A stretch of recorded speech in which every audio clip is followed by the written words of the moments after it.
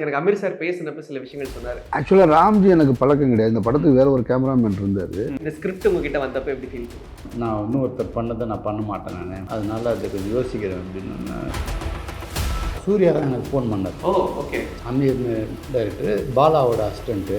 பாலான்னு எனக்கு ஒரு ஃபஸ்ட்டு ஒரு ஸ்டெப்பு மைண்டில் வந்து okay. Ameer is very hard. ஏன்னா ஒரு சில இடத்துல கன்வின்ஸ் பண்ணுவோம். எனக்கு தெரிஞ்சு சார் கன்வின்ஸ் ஆன மாதிரியே எனக்கு தெரியல.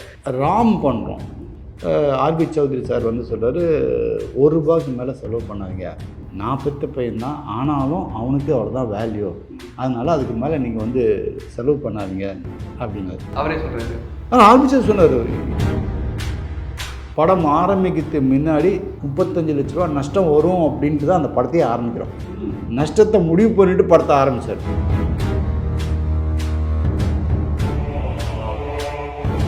"1101", "இரண்டாம் உலகம்", "மௌனம் பேசியது", இந்த மாதிரி நம்ம சொல்லிட்டே போகலாம். ஸோ அந்த ஸ்கிரிப்ட்ஸ் உங்களை தானே அப்படி தேடி வருதா சார்? இது இப்போ நீங்கள் சொல்லும் போது தான் நான் யோசிக்கிறேன், ஓ இப்படிலாம் ஒன்று நடந்திருக்கா அப்படின்னு. யாருக்கு தெரியும்? திடீர்னு அமீர் வருவான்னு நமக்கு எப்படி தெரியும்? அப்போ திடீர்னு தனிவன் வருது. நான் எதிர்பார்க்கவே இல்லை. செல்வாவை ஃபோன் பண்ணுறாரு. 1001 லைனை சொன்னார். 150 கிட்ட வரைக்கும் ஓகே ஆட் பண்ணியிருக்கேன். பட் அது எல்லாமே எனக்கு எங்கே கட் ஆச்சுன்னாக்கா, செல்வராவன் கூட ஜாயின் பண்ணப்பறம் எல்லாமே கட் ஆகிடுச்சு. ஹிந்தி ஃபீல்டும் எனக்கு கட் ஆகிடுச்சு, அட்வர்டைஸ்மெண்ட் அந்த ஏரியாவும் எனக்கு கட் ஆகிடுச்சு. பிகாஸ் 1001க்காக அவ்வளோ மெனக்கட வேண்டியதாக இருக்குது.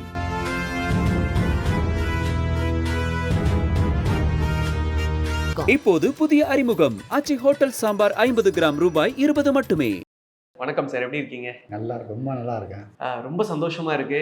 24 வருஷத்துக்கு அப்புறமான ஒரு படத்துடைய ரீரிலீஸ் மௌனம் பேசியது. Timeless classic. நிறைய பேர் வந்து இன்னைக்கும் டிவியில் போட்டால் அந்த படத்தை வந்து அப்படியே பார்த்து உட்கார்ந்து ரசிக்கக்கூடிய ஒரு அற்புதமான படம். அந்த படத்துக்கு என்னென்னா அந்த டைம் இல்லை. நான் சொன்ன மாதிரி தான், அது அப்போ வந்தாலும் அதே மாதிரி தான், இப்போ வந்தாலும் அதே மாதிரி தான். அந்த ஒரு மேஜிக் வந்து கன்சிஸ்டண்ட்டாக அந்த படத்தில் வந்து இருக்குது. அந்த படத்துடைய விஷுவல்ஸ் நீங்கள் தான் ஹேண்டில் பண்ணியிருந்தீங்க. And thank you so much for bringing out that beautiful film sir, first of all. So 24 வருஷத்துக்கு அப்புறம் எப்படி இருக்குது சார்? மக்கள் மறுபடியும் மௌனம் பேசியதே படத்தை திரையரங்கில் பார்க்க போகிறாங்க. அந்த நாள் உங்களுக்கு ஞாபகம் இருக்கா? அந்த வெரி ஃபர்ஸ்ட் ரிலீஸ் 2022ல். எனக்கு அது ஞாபகம் இருக்குது. எனக்கு அமீர் கூட சேர்ந்து ஃபஸ்ட் பண்ண படம் வந்தது. ஸோ அது ஒரு எக்ஸைட்மெண்ட்டாக இருந்தது. ரெண்டாவது எனக்கு வந்து ஒரு பெரிய ஹீரோ கூட ஒர்க் பண்ணுறோன்னு ஒரு விஷயம் இருக்குது. ஸோ அது ஆக்சுவலாக வந்து என்னென்னாக்கா, அது சடனாக வந்த விஷயங்கள் தான் எல்லாமே. லாஸ்ட் மினிட்ல வந்த ஒரு விஷயந்தான். பட் ரிலீஸ் ஆகும்போது அங்கே பெருசாக வந்து ஒரு அப்ரிசியேஷன் கிடச்சி. பிகாஸ் லவ் ஸ்கிரிப்டில் டிஃப்ரெண்ட்டாக ஒரு ஸ்கிரிப்டு, அது ஒரு புதுமுக இயக்குனர் ஒன்று இப்படி கொடுத்துருக்காரு அப்படின்னும் போது அது ஒரு பெரிய ஒரு இன்றைக்கி வார்த்தையில் சொன்னால் அன்றைக்கி ஒரு வைப் இருந்துச்சு. இது நைஸ் சார். ஆனால் அந்த காலகட்டங்களில் வந்த படங்கள், அதோடைய லவ் ஸ்டோரி, அதோடைய ட்ரீட்மெண்ட் அப்படின்றது வேறு மாதிரி இருந்திருக்கும். மௌனம் பேசுகிற ட்ரீட்மெண்ட் அந்த டைத்தில் ரொம்ப வேறு மாதிரியான ஒரு ட்ரீட்மெண்ட். ஏன்னா மக்கள் தேட்டரில் வந்து ஒரு பயங்கர கமர்ஷியலாக ஒரு அடிதடி, சாங்ஸு, சண்டை, அப்புறம் ஒரு கிளீஷியான சில விஷயங்கள் ஒரு டெம்ப்ளேட்டில் போயிட்டு இருந்தது. இது வந்து வேற ஒரு டெம்ப்ளேட்டில் இருந்தப்போ இன்னொன்று ரொம்ப டாக்கி இந்த படத்தில் ரொம்ப ஜாஸ்தி. அப்போ நீங்கள் நினச்சிங்களா இது இவ்வளோ டாக்கியாக இருக்குது, மக்கள் மத்தியில் இருக்குமா அப்படின்ற எண்ணம் உங்களுக்கு இருந்ததா? இல்லை, எனக்கு உங்களுக்கு டாக்கியாக இருந்தாலும் நமக்கு இன்ட்ரெஸ்ட்டாக கொடுக்குறது தானே முக்கியம். இன்ட்ரெஸ்டிங்காக நீங்கள் கொடுத்துட்டிங்கனாக்கா அவங்க ரசிச்சிடுவாங்க. பிகாஸ் நீங்கள் டைலாகெல்லாம் பார்த்தீங்கன்னாக்கா எல்லாமே ஒன்று காமெடியும், ஜீன்ஸ் போட்ட சகுனி அப்படி இப்படின்னு ஒன்றுக்கு எங்கடா திடீர்னு உங்களுக்கு லவ் வந்துச்சு அப்படின்னு சொல்கிறது. இந்த மாதிரி எல்லாமே அந்நிய ட்ரெண்டுக்கு இந்த எல்லாமே ரோட்லேயே முடிச்சுட்டா வீட்டில் போய் என்னடா பண்ணுவீங்க அப்படின்ற ஒரு இதெல்லாம் வந்து அது எந்த காலத்துலேயும் அந்த டைலாக் வேணால் மாற்றி போடலாம். பட் அந்த கண்டென்ட்டாக சொல்கிறது எல்லாமே எந்த காலத்துலேயும் ஒர்க் ஆகிறது தான். ஸோ அதனால் அது வந்து அது ஒரு இஷ்யூவாக தெரியலது. அதனால் எல்லாமே ரசித்தாங்க. ரெண்டாவது யூஸ்வலாக ஹீரோயின் வந்த உடனே ஒரு சாங்கு, டூயட் சாங்கு, அது மார்த்தா எல்லாம் சொல்லுவாங்க. அந்த ஃபார்மல் ஒன்று இருக்குல்ல, அதை உடைச்சார். அது டோட்டலாக அமீர் உடைச்சார். பிகாஸ் அது வந்து அன்றைக்கி ஒரு பெரிய பேசப்பட்ட ஒரு பொருளாக இருந்துச்சு. எனக்கு 3 ஹீரோயின் இருந்தோம். 3 ஹீரோயினும் தொடாமையே ஒரு படம் நடந்திருக்கு. லவ் டூயட்டுன்றது பெருசாக இல்லாமல் தான் அந்த ஒரு படமே பண்ணுது. ஸோ அப்படின்னு வரும்போது அது ஒரு வித்தியாசமாக. ரெண்டாவது இந்த ஹீரோயின் தான் அப்படின்னு இதுதான் த்ரிஷா அப்படின்னு ஒரு காமிக்கிறோம். அன்றைக்கி த்ரிஷாவை கூட இவருக்கு 2 பேர் லவ் அப்படின்ற மாதிரி மூவ் பண்ணிட்டு லாஸ்ட் மினிட்ல பார்த்தீங்கன்னா அது கிடையாதுடா, இது வேறடா அப்படின்னு ஒன்று கொடுக்கும்போது அவர் எல்லாருக்கும் ஒரு சின்ன ஒரு ஜோல்டிங் இருந்துச்சு. ஷாக், அது இது யாரா புதுசா அப்படின்னு. ஸோ அப்போ அதனால அது ஒரு தியேட்டரில் ஒரு பெரிய ஒரு கிளாப்ஸே கிடச்சிது. Nice nice sir. அந்த ஸ்கிரிப்டா பார்க்குறப்போ உங்களுக்கு எவ்வளோ இம்ப்ரெஸ் பண்ணுச்சு சார்? ஏன்னா எனக்கு அமீர் சார் பேசினப்ப சில விஷயங்கள் சொன்னார். இனிஷியலி வேற ஒரு டிஓபியோட ஸ்டார்ட் பண்ணோம், போயிட்டு இருந்தது. And then we had a break, ஒரு discussion. And then Ramji sir உள்ள வந்தார் அப்படின்றத சொன்னார். ஸோ உங்களுக்கும் அமீர் சாருக்குமான நட்பை பற்றி ஃபர்ஸ்ட் அண்ட் இந்த ஸ்கிரிப்ட் உங்ககிட்ட வந்தப்போ எப்படி ஃபீல் பண்ணீங்க? சரி, இப்போ என்னன்னாக்கா எனக்கு இது இப்படி ஒரு படம் நடக்குதுன்னு எனக்கு தெரியாது. ஆக்சுவலாக நான் டும் முடிச்சுட்டு ஹிந்தி படம் ஒன்று போயிட்டுருக்கேன். ஸோ ஃபஸ்ட்டு ஒரு ஹிந்தி படம் எனக்கு அங்கே போய்கிட்டுருக்கு. அப்போ திடீர்னு எனக்கு ஆக்சுவலாக யார் பேசினான்னாக்கா சூர்யா தான் எனக்கு ஃபோன் பண்ணார். Oh okay. ஸோ ஃபஸ்ட்டு அவர் தான் எனக்கு ஃபோன் பண்ணி, ஜி எங்கே இருக்கீங்க ஜின்னு, நான் சென்னையில் தான் இருக்கேன் அப்படின்னு. இல்லை அது மாதிரி ஜி ஒரு மாதிரி ஒரு படம் ஒன்று இருக்குது, அமீர்னு டைரக்டரு, பாலாவோட அசிஸ்டண்ட்டு அப்படின்னா. ஸோ எனக்கு பாலான்னொடனே எனக்கு ஒரு ஃபஸ்ட்டு ஒரு ஸ்டெப்பு மைண்டில் வந்து ஓகே அப்படின்னு வச்சு நான் சொன்னேன் ஓகேங்க அப்படின்னா. ஓகே சூர்யா, நான் கதையை கேட்டுறேன், கதையை கேட்டுட்டு மற்ற என்ன ஃபார்மெட்டு அதெல்லாம் பார்த்துட்டு பேசிடலாம். ஓகே ஜி, ஓகே, ஒன்றும் பிரச்சனை இல்லை, நான் டைரக்டரை நான் பேச சொல்கிறேன் அப்படின்னாரு. என்கிட்ட அப்புறம் சொன்னால் அப்புறம் வந்து 1 வீக் ஷூட் பண்ணியிருக்கோம் அப்படின்னாரு. 1 வீக்கு ஷூட் பண்ணிருக்கோன்னொன்னே எனக்கு கொஞ்சம் பேக் அடித்தேன். என்னடா அது ஒரு படத்தை ஷூட் பண்ணிவிட்டு நம்மக்கிட்ட வருது அப்படின்னு சொல்லிட்டு, நான் இல்லை, நான் இன்னொருத்தர் பண்ணதை நான் பண்ண மாட்டேன், நான் அதனால் அதை கொஞ்சம் யோசிக்கிறேன் அப்படின்னா. இல்லை நீங்கள் அதெல்லாம் ஒன்றும் இல்லை, பெருசாக வந்து 1 வீக் தானே. சரி, நான் டைரக்டரை பேச சொல்லுங்கள், நான் டைரக்டர் நான் பேசிடுறேன். அப்புறம் அவங்களுக்கு ஃபோன் அடித்தார். ஃபோன் அடிச்சுட்டு நான் அப்போ மயிலாப்பூரில் இருந்தேன். அது மாதிரி சார் எப்படி இப்படின்னா, அப்புறம் இந்த மாதிரி சொன்னார், இந்த மாதிரி சொல்லி 1 வீக் ஷூட் பண்ணிட்டீங்கன்னு சொல்லியிருக்காரு. ஸோ எனக்கு அந்த மாதிரி படங்கள்னாக்கா எனக்கு கொஞ்சம் யோசிக்க வேண்டியதாக இருக்குது, வேறு ஒன்றும் இல்லை. பட் ஒரு ப்ராமிசிங்கான ஒரு நேம் ஒன்று வருது, பாலாவோட அசிஸ்டண்ட்டுன்னும் போது. ஸோ ஒரு இதில் தான் இருக்கும் அப்படின்னு வச்சுட்டு, ஓகே ஒன்லி திங் எனக்கு வந்து இந்த 1 வாரம் எடுத்து அதை மட்டும் எனக்கு காமிச்சிருங்க, நான் அதை பார்த்துட்றேன், பார்த்துட்டு நம்ம இது பண்ணலாம் அப்படின்னா. ஓகே, நீங்கள் எங்கே இருக்கீங்கன்னு கேட்டால், நான் மயிலாப்பூரில் இருக்கேன், அட்ரஸ் சொல்லுங்கள் சார். நான் அட்ரஸ் சொன்னோன்னே நேராக கார் எடுத்துகிட்டு வந்துட்டார்.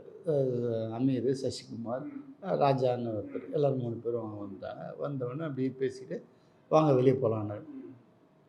நான் அப்பயே அவர்கிட்ட சொன்னேன், இன்றைக்கி கதையை பேசுவானா, உங்களை பற்றி நான் என்ன தெரிஞ்சுங்க, என்னை பற்றி நீங்கள் தெரிஞ்சுங்க, ஸோ அது கொஞ்சம் ஈஸியாக இருக்கும்னு நினைக்கிறாங்க. ஓகேங்க. நான் பாட்டு 3 நாள் டெய்லி 2 அடுத்த நாள்னு சொல்லிட்டு அப்படியே ஊரை சுற்றிக்கிட்டு சாப்பிட்டுக்கிட்டு 3 மணிக்கு டிஃபன் சாப்பிட்டுக்கிட்டு அதை சாப்பிட்டுட்டு ப்ரொடியூசர் வந்தார், எல்லோரும் பேசி ஜாலியாக பேசிட்டு இன்னும் 2-3 நாளுக்கு அப்புறம் தான் அவர் கதையை சொன்னார்.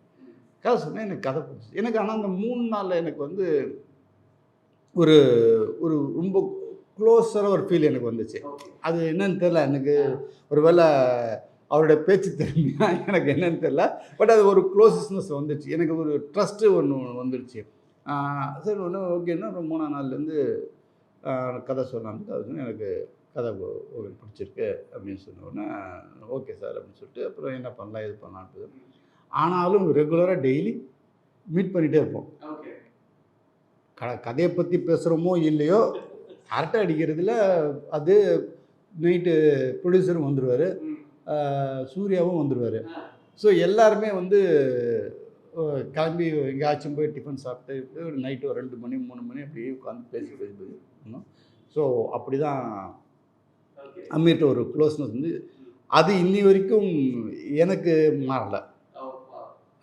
என்னவா இருந்தாலும் சரி, அவர் கூட கண்டினியூஸாக படம் பண்ணலன்னு இருந்தாலும் சரி, எனக்கு இன்னி வரைக்கும் அமீர் மேலே ஒன்று எனக்கு அது தனி ஒரு இடம்.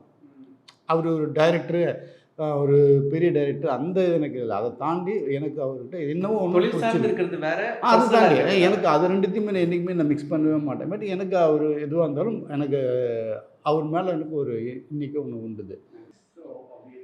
எனக்கு என்னன்னா, எனக்கு உங்ககிட்ட பேசுறப்ப அமீர் சார் என்ன சொன்னாரோ அதை தான் நீங்களும் சொல்றீங்க சார். அப்படியா? அமீர் சார் வந்து நான் சூர்யா விஷயம் பேசினப்போ அவர் சொன்னார், தொழில் சார்ந்து எங்களுக்குள்ள வேற, ஆனால் பர்சனலாக நாங்கள் 2 பேரும் வேற அப்படின்ற ஒரு. நீங்க சொல்றது அமீர் சார் தொழில் சார்ந்து வேற, பர்சனல். ஸோ எனக்கு தெரிஞ்சு உங்க எல்லாருக்குள்ளேயும் ஒரே wavelength of mindset, அதாவது கிட்டத்தட்ட தொழில் வேற, எங்களுடைய பர்சனல் தொடர்பு அப்படிங்கிறது வேறன்றது ரொம்ப பியூட்டிஃபுல்லாக அப்படியே அலைன்ட்டாக இருக்கிறது ரொம்ப நல்லா இருக்குது சார். கண்டிப்பாக அதுதான் சரி, அதுதான் நம்மளுக்கு வந்து எல்லாத்தையும் 2த்தையும் மிக்ஸ் பண்ணிட்டீங்கன்னு வச்சுல ரொம்ப கன்ஃபியூஷன் ஆகும் லைஃப்பில். அது இல்லாமல் ஸ்ட்ரைட்டாகவே எப்படி போயிட்டு எதுவாக இருந்தாலும் இப்போ நான் அம்மிட்ட எதுவானா பேசுவேன்.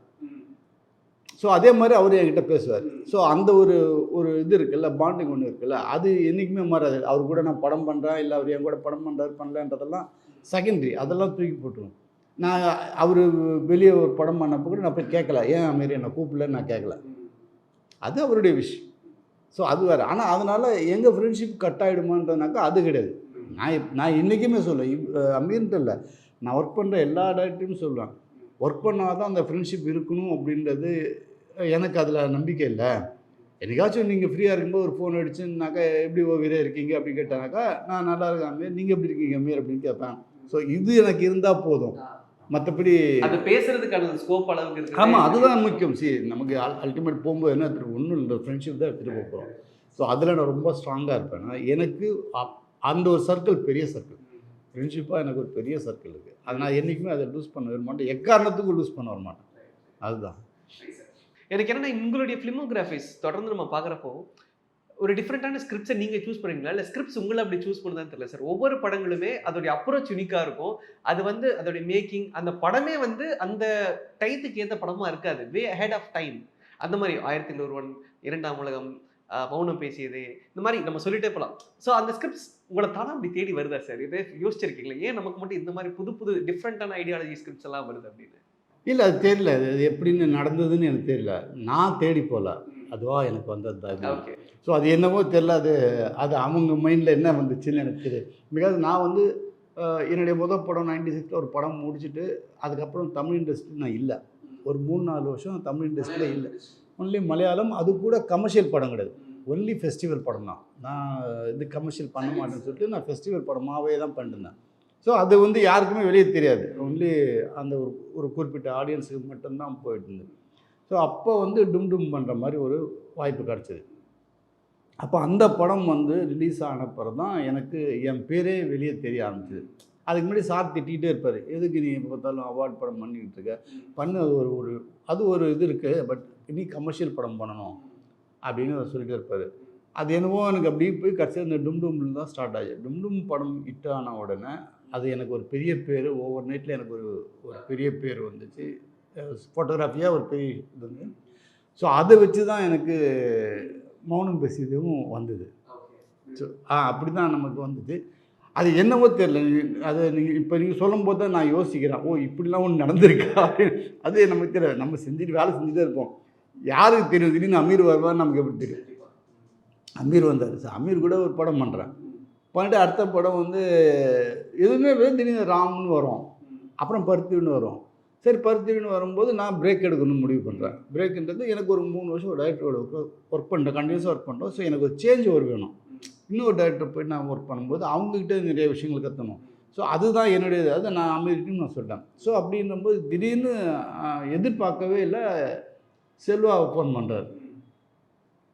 சரி, என்னடா செல்வா ஃபோன் பண்ணுறாரு அப்படின்னு சொல்லிட்டு சரி போகிறேன். செல்வா மீட் பண்ணும்போது நான் ஆக்சுவலாக அப்போ என்ன நினச்சது, அந்த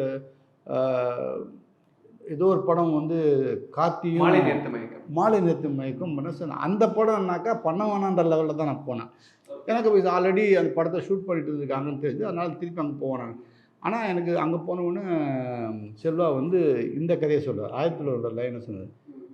எனக்கு 2001 ஒரு ஹிந்தி படம் ஒன்று பண்ணுதாங்க, இந்த மாதிரி ஒரு ஸ்கிரிப்ட், அது ஏதோ ஒரு காரணத்தினால மிஸ் ஆகிடுச்சு. அதுக்கப்புறம் சரி, அது மிஸ் ஆனவொன்னே ஓகே, அதுக்கு ஆல்டர்னேட்டாக இது வந்துருச்சு அப்படின்னு நான் இம்மிடியட்டாக செல்வாட்ட ஓகே செல்வா அப்படின்ட்டு. ஸோ அவரு கூட ட்ராவல் பண்ணிட்டுருக்கேன். ஸோ அவர் ஒரு படம் முடித்தோன்னே அடுத்தது மயக்கம் என்னன்னு கூப்பிட்றாரு. அப்புறம் 2ஆம் உலகம் இருந்தார். ஸோ 2ஆம் உலகம் ஆரம்பிக்கும் போது செல்வாக்கிட்டே சொல்லி செல்வா 3 படம் ஆகிடுச்சு. இன்னும் ஒரு கேப் எடுத்துக்கிறேன். எல்லாருக்கும் அந்த 3 படம் தான், 3 படம் அவர் கண்டினியூஸாக பண்ணுறதுனால. ஸோ அது முடிச்சுட்டு அப்போ நான் 2ஆம் உலகம் நான் முடிச்சுட்டு இருக்கிறேன். ஆல் ஆஃப் சடன் அது மோகன்ராஜா ஆல்ரெடி எனக்கு பழக்கம், நான் அவர் கூட 2 படம் பண்ணுறதா இருந்தது. அது லாஸ்ட் மினிட்ல சில காரணங்கள்லாம் பண்ண முடியாது. அப்போ திடீர்னு தனிவரன் வருது. ஸோ தனிவரன் வந்து கதை கேட்ட உடனே எனக்கு அது பிடிச்சி போச்சு. டெஃபினட்டாக அந்த படம் பெருசாக ஹிட் ஆகும்னு எனக்கு தெரிஞ்சது. ஸோ இம்மிடியட்டாக அதை நான் கமிட் பண்ணி அது போகிறேன். அப்புறம் வேலைக்காரனும் வந்துச்சு. ஸோ இப்படி தான் என்னுடைய ட்ராவல் போயிட்டு இருக்குது. அது என்னவோ அந்த ஸ்கிரிப்ட் என்னை எப்படி டைரக்டர் வந்து திடீர்னு அந்த நேரத்தில் வந்து என்னை கூப்பிட்றாருன்னு தெரியல. பட் அதுதான் ஏன்னா என்னுடைய விஷயம் என்னன்னாக்கா, ஒரு படத்துக்கு இவ்வளோ நாளுன்றது எனக்கு கணக்கு, அது டைரக்டரோட விஷயம். ஸோ அதனால நான் அதுக்கு என்ன மேக்ஸிமம் பண்ண முடியுமோ அதுதான் பண்ணுவேன். அது 2 வருஷம் 3 வருஷம் ஆனாலும் எனக்கு அது கவலை கிடையாது. பிகாஸ் அந்த கதை அப்படி ஒத்துனாக்கா தாராளமாக நம்ம டைம் எடுத்துப்போம். அதனால ஸோ எல்லாருமே கேட்பாங்க, என்ன சார் நீங்கள் வந்து இப்படி வந்து ஒர்க் ஒரு படத்துக்கு பண்ணிக்கிட்டு எவ்வளவு டைம் இவ்வளோ டைம் எடுக்கிறீங்க. சரி, அது நம்ம போய் நீ இவ்வளோ சீக்கிரத்தில் முடிங்க அவ்வளோ சீக்கிரத்தில் முடிங்கன்னு இப்போ யாரையும் நம்ம ஃபோர்ஸ் பண்ண முடியாது. ஸோ அந்த மாதிரி கதைகளும் நான் தேர்ந்தெடுக்கலை. ஸோ அதனால அது அப்படியே அமைஞ்சு அதுதான் இன்னைக்கும் அந்த படங்கள் வந்து மக்கள் மனசுலயும் சரி எல்லா இடத்துலயும் அந்த ரீ ரிலீஸ் வந்தாலும் சரி இன்னைக்கும் அது வந்து செலிப்ரேட்டபிளா இருக்கு. இன்னும் நிறைய படங்கள் ரீ ரிலீஸ் கேட்டே இருக்காங்க. உங்களுடைய படங்களே நிறைய ரிலீஸ்க்காக எதிர்பார்த்துக்கிட்டு இருக்காங்க. ஓகேயா, அந்த மாதிரி நிறைய விஷயங்கள் சந்தோஷம் சந்தோஷம். எனக்கு நான் வந்து 1700 ரீ ரிலீஸ்க்கு நான் போயிருந்தேன், கோபிகிருஷ்ணா தேட்டருக்கு போயிருந்தேன். ஸோ எனக்கு ஆஃப்டர் 10-15 வருஷத்துக்கு அப்புறம் ஒரு படம் வருது. ஸோ இன்னி இருக்கிற ஜென்ரேஷன் அது எப்படி எடுத்துக்கிறாங்கன்னு ஒரு வரும்போது அது அவ்வளோ என்ஜாய் பண்ணாங்க.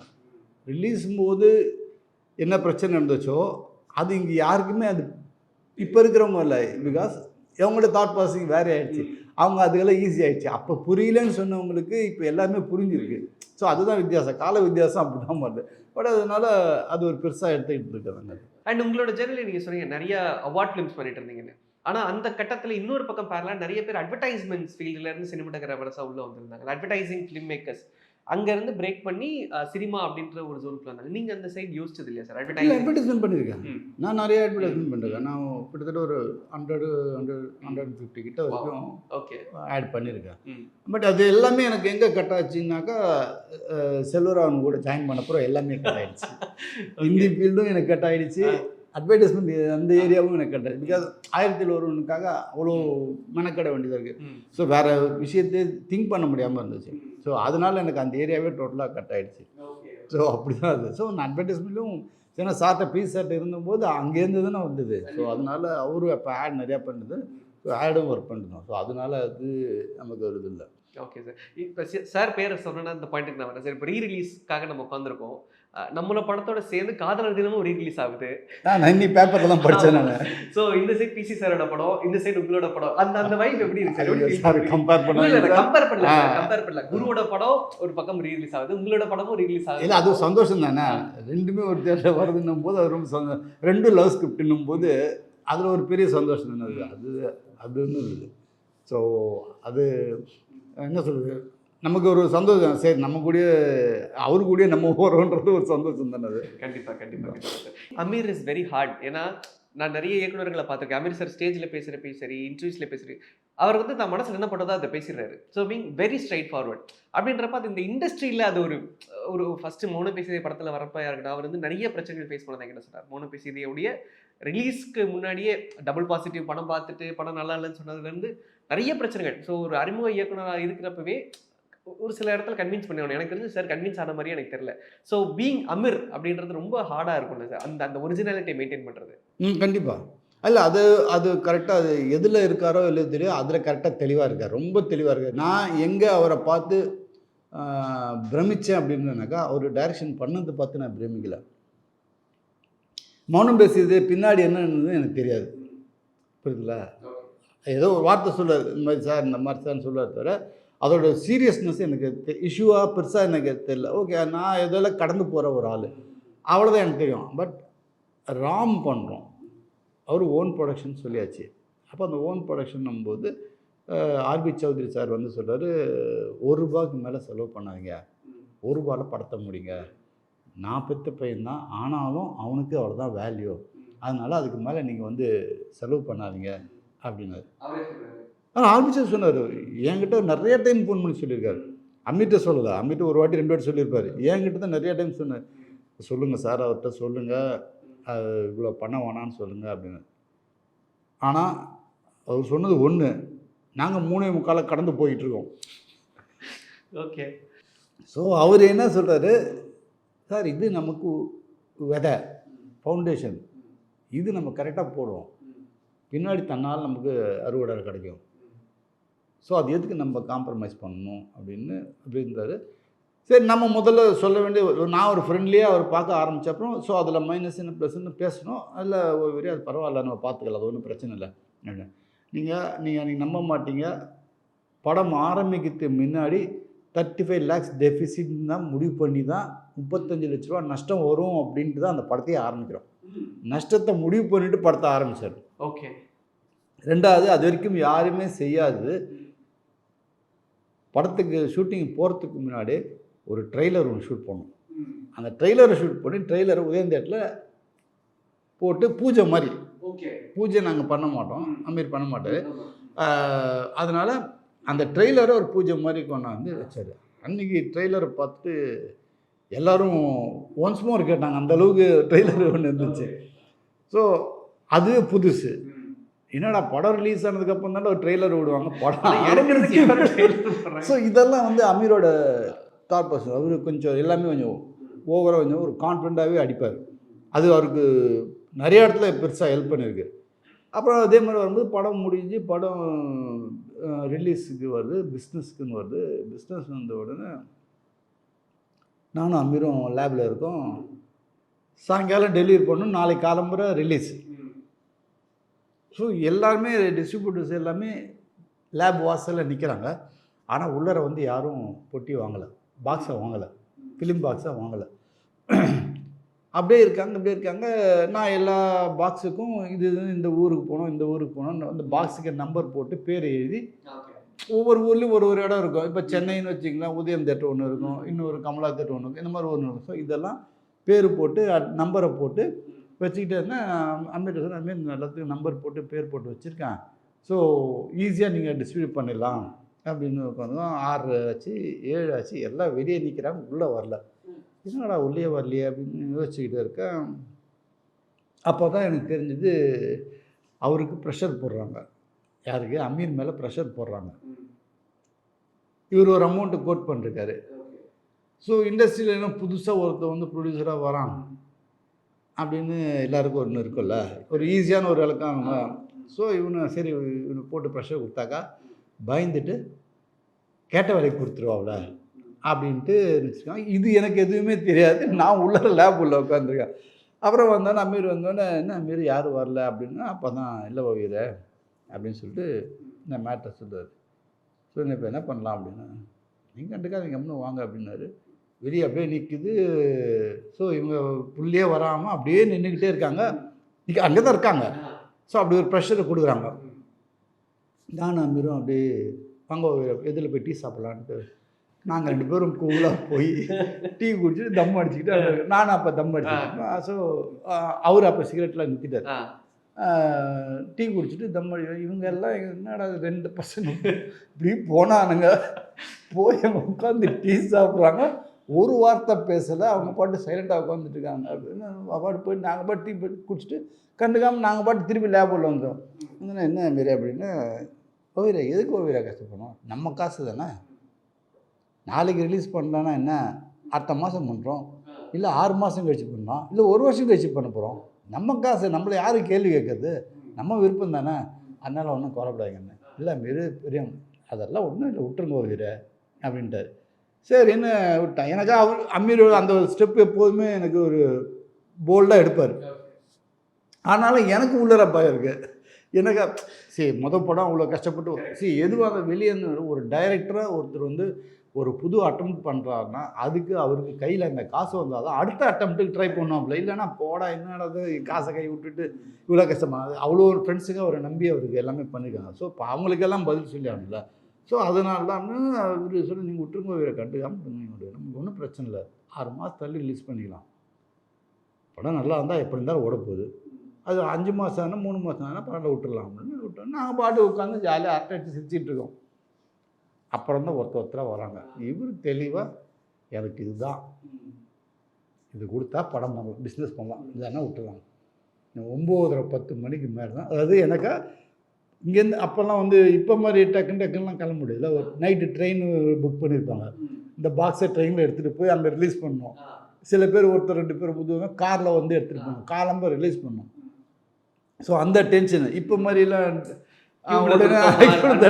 வேணா நீங்கள் சேட்டலைட்லேயே அப்படியே தள்ளி விடலாம். அப்போ அப்படிலாம் கிடையாது. நீங்கள் ஃபிசிக்கலாக அந்த இதெல்லாம் எடுத்துகிட்டு நீங்கள் போகணும். 13 இல்லை 10 கிலோ கார்லேயோ ட்ரெயின்லேயோ வச்சு எடுத்துகிட்டு போய் அங்கே ஊரில் இறக்கி அந்த பொட்டியை எடுத்துகிட்டு போய் அவங்க ஒரு இதுவாக ஒரு வைபோக கொண்டு போய் படுத்தளிச்சுவாங்க. ஸோ அப்படி இல்லை. நான் இவர் இதுவுமே கொஞ்சம் ஜாலியாக தான் 9:30-10 மணிக்கு மேலே தான் அடிச்சு பிடிச்சி ஒருத்தராக இவர் சொன்ன ரேட்டுக்கு ஓகே பண்ணி பண்ணார். ஸோ எனக்கு அப்போ வந்து அவர் நினச்சது ஒன்று, அதை நான் தாண்டி விட்டு கொடுக்க மாட்டேன். நான் காம்ப்ரமைஸ் ஆகிறதுக்கு நான் ரெடியாக இல்லை.